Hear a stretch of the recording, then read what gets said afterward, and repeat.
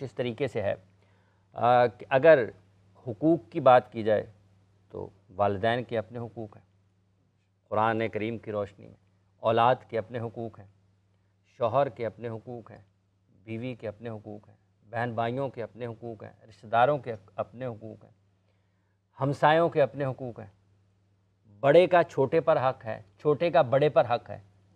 تو اگر ہم اس کو کسی ایک جگہ سے والدین کے حقوق سے ہی آغاز کر لیں تو آپ کو لگتا ہے کہ آج معاشرے میں جتنی بھی جو اولاد ہے وہ والدین کے حقوق کو پورا کر رہی ہے؟ بسم اللہ الرحمن الرحیم، اللہم صلی وسلم وبارک علی سیدنا و مولانا محمد وعلی آلہ وصحبہ وبارک وسلم۔ بہت شکریہ حافظ صاحب، اور بڑا ہی اہم ٹاپک ہے ڈیفینیٹلی کہ حقوق اللہ ہیں اور حقوق العباد۔ حقوق اللہ ایسے ہیں کہ جن کا تعلق ذات باری تعالیٰ کے ساتھ اور بندے کے ساتھ ہے۔ اللہ تعالیٰ کی ذات تو قادر مطلق ہے، وہ چاہے تو اپنا حق معاف فرما دے، وہ قادر ہے نا۔ اس ذات کے اوپر نہ تو کوئی چیز واجب ہے اور نہ ہی کوئی بندہ اس ذات کا نفع کر سکتا ہے، نہ ہی اس ذات کا کوئی نقصان کر سکتا ہے۔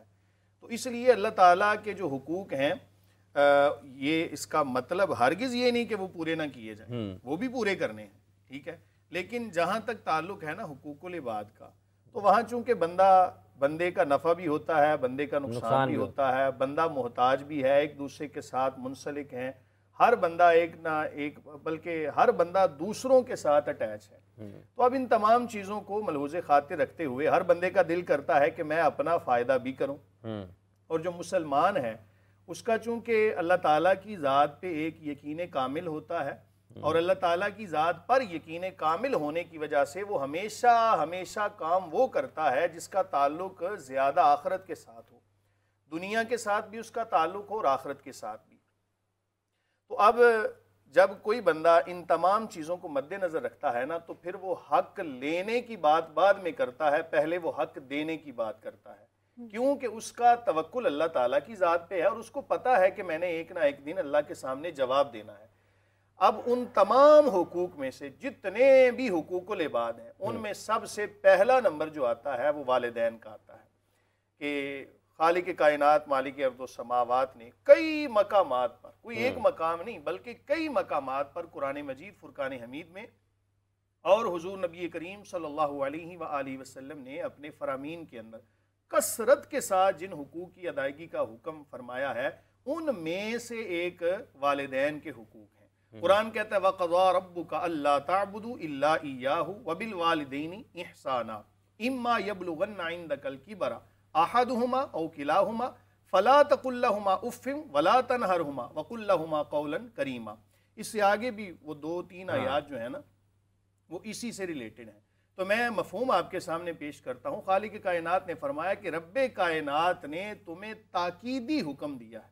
ایک ہوتا ہے ویسی حکم، اللہ تعالیٰ کے تمام حکم ہی تاکیدی ہیں، لیکن قضاء کا لفظ، اس کا لفظی معنی ہوتا ہے کسی کو وصیت کرنا، لیکن اللہ تعالیٰ کے لیے جب یہ لفظ بولا جائے تو پھر اس کا معنی ہوتا ہے تاکیدی حکم دینا، کہ خالق کائنات تمہیں تاکیدی حکم دیتا ہے کہ اس ذات کے علاوہ کسی اور کی عبادت جائز ہی نہیں ہے۔ دوسرے نمبر پر اس کے ساتھ ہی فرمایا وَبِالْوَالِدَيْنِ إِحْسَانًا، اپنے والدین کے ساتھ احسان والا معاملہ کرنا، حسن سلوک کرنا۔ اب اس سے پتہ چلتا ہے کہ اللہ تعالیٰ نے اپنی عبادت کے ساتھ ہی جس چیز کا ذکر فرمایا یہ سب سے اہم ہے اور اس کا پورا کرنا بھی لازم ہے۔ اس کے بعد فرمایا کہ اگر ان میں سے کوئی ایک تمہیں مل جائے زندگی کے اندر یا دونوں تو بڑھاپے کے اندر، خاص طور پہ بڑھاپے کے اندر، فلا تقل لہما اف، اف تک نہیں کہنا۔ اس کا مطلب یہ نہیں کہ صرف اف نہ کہے اور اس سے بڑھ کے جو مرضی کہتا رہے، مطلب یہ ہے کہ جہاں اس حد تک بھی نہیں کہنا، ہاں جی، جہاں بھی ہلکی سی تکلیف بھی پائی جاتی ہے نا، کسی کو ہم اگر اتنا کہہ دیں یار اف، تو یہ جملہ بھی اپنے والدین کے لیے تم نے نہیں کہنا۔ اگر ہم حدیث رسول صلی اللہ علیہ وآلہ وسلم سے جو ہے وہ روشنی لیتے ہیں، یقیناً کریم آقا علیہ الصلوۃ والسلام وہی ارشاد فرماتے ہیں جو اللہ کا حکم ہے۔ تو میں ایک حدیث اگر پیش کروں تو اسی میں تمام چیزیں ہیں۔ فرمایا کہ تمہارے والدین جو ہے نا یہ تمہارے لیے جنت بھی ہیں، تمہارے لیے جہنم بھی۔ یا رسول اللہ صلی اللہ علیہ وسلم، جنت کس طرح، جہنم کس طرح؟ فرمایا کہ اگر تم ان کے ساتھ حسن سلوک کرتے ہو تو یہ تمہارے لیے دنیا کے اندر جنت ہے، اور اگر تم ان کی نافرمانی کرتے ہو تو اس کا مطلب یہ نہیں کہ والدین جہنم ہے، مطلب یہ ہے کہ بندہ اگر اپنے والدین کے ساتھ حسن سلوک کرتا ہے تو اس کا یہ حسن سلوک کرنا اس بات کی دلیل ہے کہ اللہ تعالیٰ اس کو جنت عطا فرمائے گا، اور اگر نافرمانی کرتا ہے تو یہ نافرمانی سبب بنے گی اس بندے کے جہنم میں جانے کا۔ تو اس لیے بڑھاپے کے اندر والدین کو بڑی ضرورت ہوتی ہے، اور اگر اس موضوع کو ہی میرا خیال ہے بیان کیا جائے تو یہ بہت زیادہ طویل ہے۔ میں صرف اتنا کہوں گا کہ ایک بچہ جب گھر میں آتا ہے نا حافظ صاحب، تو آ کے تو اپنے موبائل پہ شروع ہو جاتا ہے دیکھنا، والدین دیکھتے رہتے ہیں کہ ہمارا بچہ ہمارے ساتھ کوئی بات کرے، سارا دن انتظار میں رہتے ہیں۔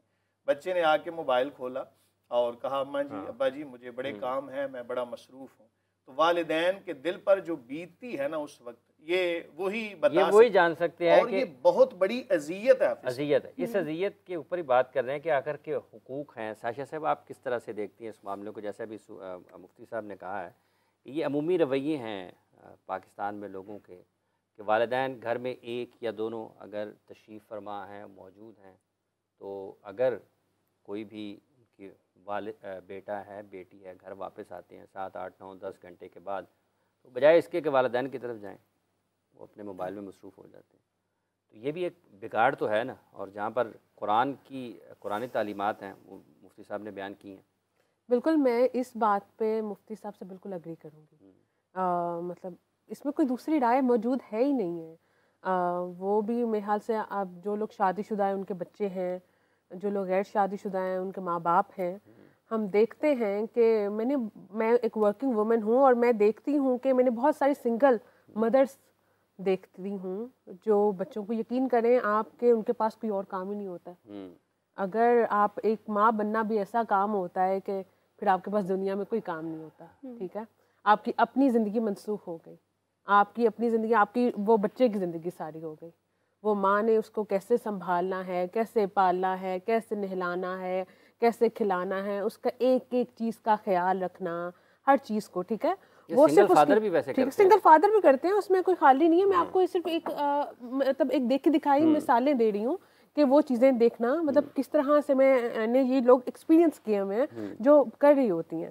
تو وہ اٹس اے فل ٹائم، کیونکہ عموماً فادر کا کام یہ ہوتا ہے کہ اس نے باہر سے پیسے کما کے لانے ہوتے ہیں، گھر کے اکانومیکل جو ہے چیلنجز ان کو فیس کرنا ہوتا ہے، فائنینشیل ایشوز کو، ٹھیک ہے؟ ماں نے اس کو پریکٹیکلی سارا ڈیزالو کرنا ہوتا ہے، ٹھیک ہے؟ بچے کی اپ برنگنگ کو لے کر مینٹل کانشیسنیس کی بلڈ اپ کرنا ہوتا ہے، اس کے ایموشنل جتنی بھی نیڈس ہوتی ہیں ان کو پورا کرنا ہوتا ہے، ٹھیک ہے؟ اس کو کیا ماں کو پتہ ہے کہ میرے بچے کو کتنی دیر تک اس کو فزیکل لو کی ضرورت ہے، کب تک اس کو میرا ایموشنل ایڈوانٹیج چاہیے، مطلب وہ تمام چیزیں دیکھنی ہوتی ہیں۔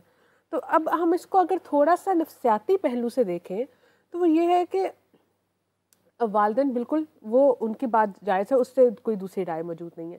جب ہم بچوں کے ذہن میں آ کے دیکھیں کہ آخر ان کے دماغ میں ایسا کیا چل رہا ہوتا ہے کہ خالی ہم صرف نافرمانی کا ٹیگ لگا دیں، ٹھیک ہے؟ ہم یہ دیکھیں کہ آخر وہ کس چیز سے کیا چیزیں فیس کر رہے ہیں۔ آپ بھی یہاں سے کام کر کے گئے ہیں، وہ بھی گئے ہیں، میں یہاں سے جاؤں گی، ٹھیک ہے؟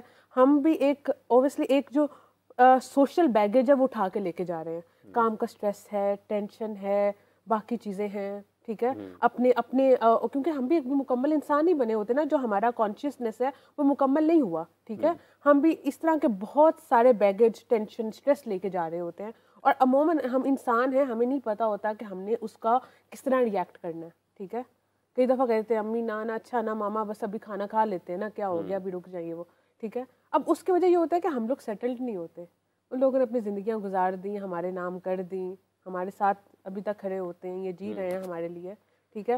ہم لوگ اس عمر کے اس حصے میں ہوتے ہیں، ہم نے گھر چلانے ہوتے ہیں، ٹھیک ہے؟ ہم نے بھی گھر چلانے ہوتے ہیں، ہم نے اس میں حصے دار بننا ہوتا ہے، ہم چاہ تو رہے ہوتے ہیں کہ ہم اپنی ماں کو دنیا کی ہر خواہش اس کی پوری کریں، اپنے باپ کا جتنا ہو سکتا ہے اس کے لیے، ٹھیک ہے، آرام پیدا کریں، مگر اس کے باوجود ہمیں یہ چیزیں دیکھنی پڑتی ہیں۔ تو اس حوالے سے جو میں نے تھوڑا سا فیس کیا نا، میں پڑھاتی ہوں تو میں جو آج کی نوجوان جنریشن کو دیکھتی ہوں نا یونیورسٹیز میں جو آتی ہیں کہ وہ کہاں سٹک ہیں بیسیکلی، اس کی یہ ساری کی ساری چیزیں آپ کے اکانومیکل پرسپیکٹیو سے جڑی ہوتی ہیں، جو کہ بہت ساری اسٹیٹ کی ذمہ داریاں ہوتی ہیں وہ ہمیں پرووائڈ نہیں کر رہی ہوتی، اور اس کی وجہ سے ہمارے گھریلو حالات ہیں وہ بکھرے ہوتے ہیں۔ ریاست اپنی ذمہ داریاں نہیں نبھاتی ہے قیصر صاحب، تو پھر اس کے بعد یہ مختلف قسم کے مسائل پیدا ہوتے ہیں، اور اس میں ہی یہ ایک آپ اس کو کہتے ہیں، ہم کہہ سکتے ہیں کہ شاید نفسیاتی طور پر اتنے ہم کمزور ہو جاتے ہیں یا پھر اس کے اتنے بد اثرات آتے ہیں کہ انسان اپنی جو بنیادی چیزیں ہیں انہی سے ہٹتا چلا جاتا ہے؟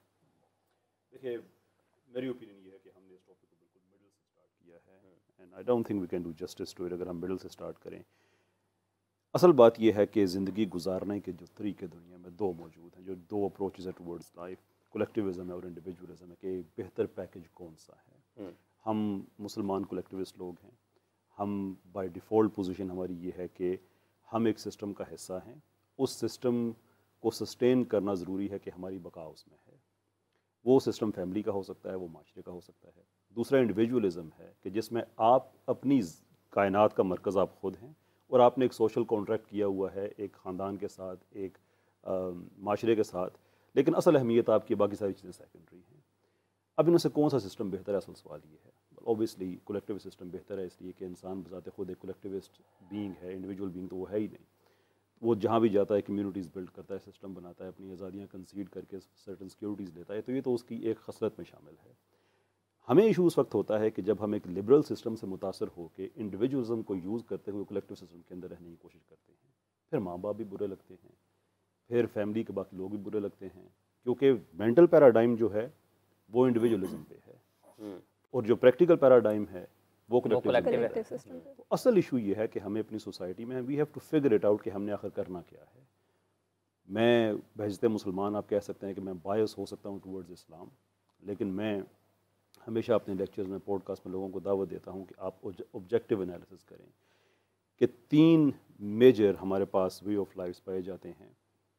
2 تو اپروچز ٹورڈز لائف ہیں, میں اس کی بات نہیں کر رہا, وے آف لائف ہی کر رہا ہوں. ایک اسلامک ہے, ایک لبرل ہے, یا آپ یہ کہہ لیں کہ ایک اسلامک ہے اور ایک سیکولر ہے. اس سیکولر کے اندر 2 میجر برانچز ہیں, ایک سوشلسٹ یا مارکسسٹ ہے اور ایک لبرل ہے, کہ ان تینوں میں سے کس نے انسانیت کے بہتر حل پریزنٹ کیے ہیں. مارکسزم میں مثال کے طور پہ ہیومن ایجنسی کی کوئی گنجائش نہیں ہے. مارکسسٹ فیمنزم فیلز فیمنزم اس لیے کہ بیسک پراپرٹی رائٹس نہیں ہیں, اس لیے کہ خاندان کو تباہ کرنے کا مطلب آزادی ہے. And this is very much documented, میں اپنی طرف سے ایسی بات نہیں کر رہا. لبرلزم دنیا میں جہاں پہ بھی گیا ہے اس کا ایک انیویٹیبل کانسیکوینس یہ ہے کہ وہاں پہ آبادیاں ختم ہونا شروع ہو جاتی ہیں, اس لیے کہ جب آپ انڈیویجول ہوتے ہیں, آپ ریشنل ایگوئزم کو پریکٹس کرتے ہیں, جب ریشنلی ایگوئسٹ ہوتے ہیں تو آپ کی رسپانسبلٹی ٹورڈز دی ورلڈ ختم ہو جاتی ہے, آپ سیلف سینٹرڈ ہو جاتے ہیں. پاپولیشن ڈکلائن کا شکار پورا ویسٹ اس وقت ایک کرائسس کا شکار ہے. 15 کروڑ لوگ ان کو چاہیے باہر سے جو صرف یورپ کو سسٹین رکھ سکیں ان کی اکانومی کو. پیچھے رہ جاتا ہے اسلام کا سسٹم. اٹس فیئر انف کہ ہم پچھلی صدی کے آدھے حصے سے زیادہ تک غلام رہے ہیں, تو ہمیں یہ موقع نہیں ملا. اور یہ پاور اور سیکولر کنٹریز جو ہیں وہ سوشلسٹ بھی رہے, وہ لبرل بھی, جنہوں نے ہمیں غلام رکھا. سینٹرل ایشیا میں ہم سوشلسٹ ملکوں کے غلام رہے, باقی دنیا میں ہم لبرل ملکوں کے غلام رہے. تو ہمیں یہ موقع نہیں ملا کہ اپنا کیس ہم دنیا کے سامنے پریزنٹ کر سکیں جو آج سے 200-300 سال پہلے ہم نے کیا ہوا تھا. I think in Pakistan's case we need to revive that case, کہ فیوچر اگر ہم نے اپنانا ہے اور فیوچر میں ریلیونٹ رہنا ہے تو وہ مارکسزم میں بھی آپ کو نہیں ملے گا, وہ لبرلزم میں بھی نہیں ملے گا. دیر از اے ریزن کہ لبرلزم اپنے ہی گھر میں بے گھر ہوتا جا رہا ہے. لبرل ڈیموکریسیز 2006 آن ورڈز کولیپس ہوتی جا رہی ہیں. دنیا کا دوسرا جو مارکسزم رہ گیا, سوشلزم, مارکسزم کے جتنے بھی آپ آف شوٹس کہہ لیں, socialism, communism, everything else, دنیا میں کوئی ایک ملک ایسا نہیں ہے جہاں پہ یہ تجربہ کامیاب ہوا ہو. ہر جگہ پہ اکنامک ڈیزاسٹر کر کے ناکام ہو جاتا ہے. پیچھے ایک آپشن رہ جاتا ہے. ایون اگر آپ ایبڈکٹیو ریزننگ کو بھی یوز کریں, لمیٹیو ریزننگ کو بھی یوز کریں, تو پیچھے ایک سسٹم رہ جاتا ہے جو انسانیت کی بقا کو اشور کرتا ہے. I think we need to go back to یہ ہاچ پوچ سسٹم, یہ ختم کرنا چاہیے ہمیں, یہ ختم کرنا چاہیے. جی, کالز کا سلسلہ بھی شروع ہو چکا ہے, تو ایک کال لے لیتے ہیں پہلے. السلام علیکم. السلام علیکم. جی, کون بات کر رہی ہیں؟